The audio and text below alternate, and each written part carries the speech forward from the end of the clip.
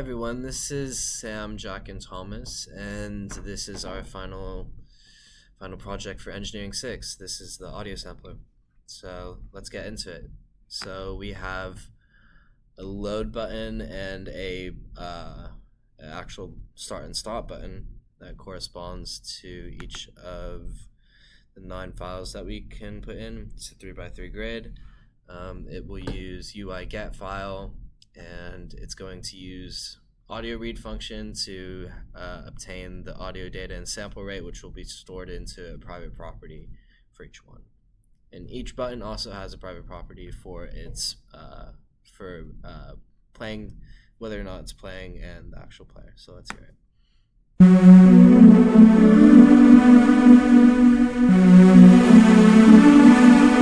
Okay, cool. So that pretty much explains audio input, and I will be passing it over to Thomas to explain reverse.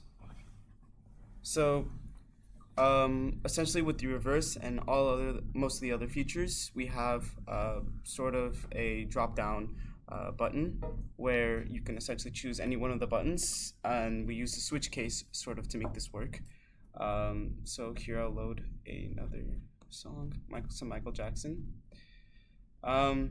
And essentially with the reverse, we take the audio data and we reverse the array, and it creates this reversed effect.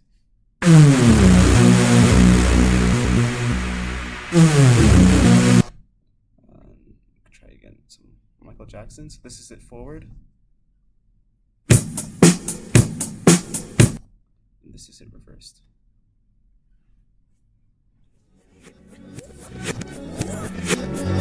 Cool. Now we will hand it over to Jack to talk about chopping. Hey guys, I'm Jack. I'm going to be talking about chopping. So let me switch it first to Michael Jackson. So one of the error messages we did was that if the end value is greater, if the start value is greater than the end value, you'll get a error message. And so for this code, we use dot notation to get the value for the start sample, and dot notation for the end value, and using that we can essentially start the audio forward or ahead of where it's supposed to be.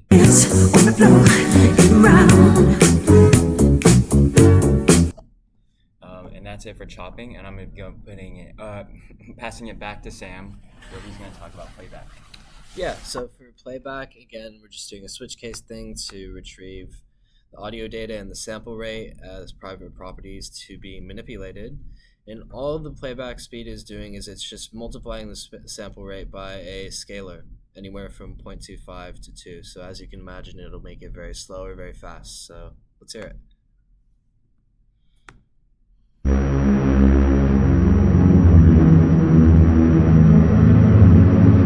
Okay, so that's slow.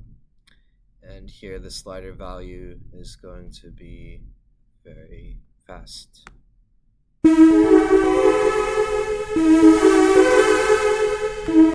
Okay, that pretty much does it for playback speed, and I'm going to hand it back to Thomas to explain delay.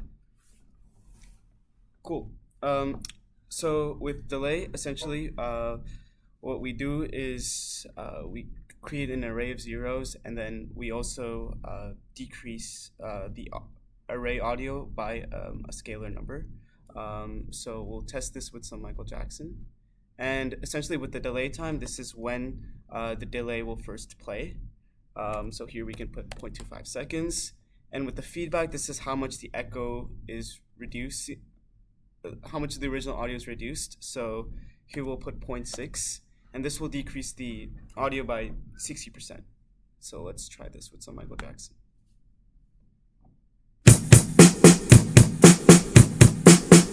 Cool. And moving forward to the equalizer, essentially with the equalizer, we have 2 buttons, a high pass filter and a low pass filter.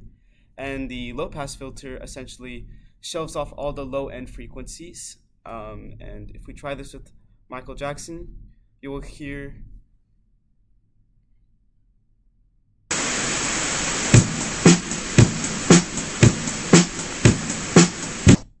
Cool. So what happens here is the low end frequencies are cut out,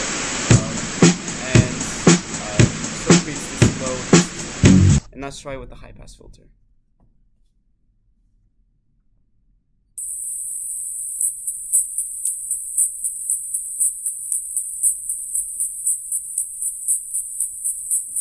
Cool. And here all the high frequencies are gone. So, okay, let's try for the looping. Okay. All right. Yeah. So for looping, right? So all we're doing here is what I did at least was I used a while loop, and so according to this number of loop, it's going to check the condition of whether or not that number of loop equals whatever value. So we're just initializing a variable called play count, which will be at 0, and it's going to increment to 1 until it equals the amount of loops that the user specified. So let's just try a simple number like 2.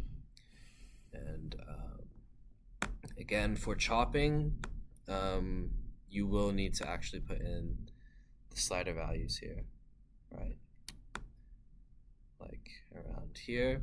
For playback speed, again, you're going to need to actually put in a numeric value in the slider, and we can use reverse and delay, and they work the same way. Again, it's just going through a list of conditionals and then seeing if it needs to manipulate the audio data or the sample rate based on checking true or false values. So let's hear it.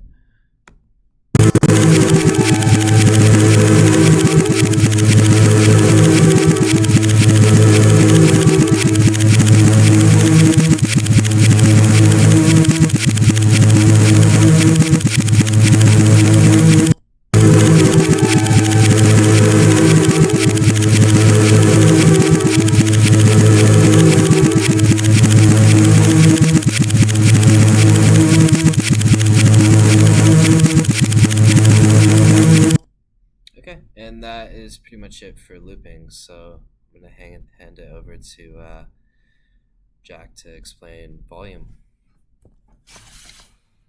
I'm going to be explaining volume, but first let me load another audio, some Coldplay. And this is Coldplay at max volume, which is... And so for this one, the user chooses a value in this knob right here. And that knob is, or that value is divided by 100, and it will replace the new audio data and play at a lower volume.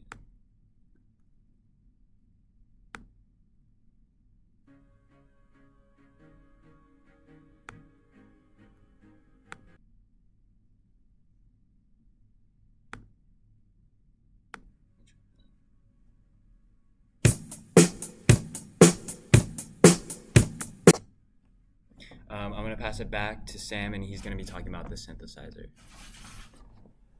Cool. So for the synthesizer, all we're doing is we're doing switch cases based on whatever wave type the user wants. And so we're just going to go for a simple sine wave first. We're going to ask it to give us a frequency of 440.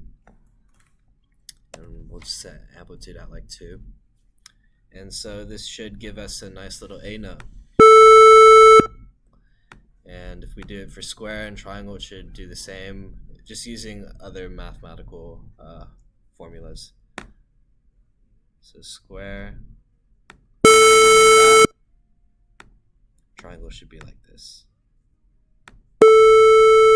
And it's kind of hard to see, but if I put it at a lower frequency, you'll see that that is indeed a triangle, and it is indeed a square. Okay, cool. So I'll just be handing it over to Jack for the final component of piano.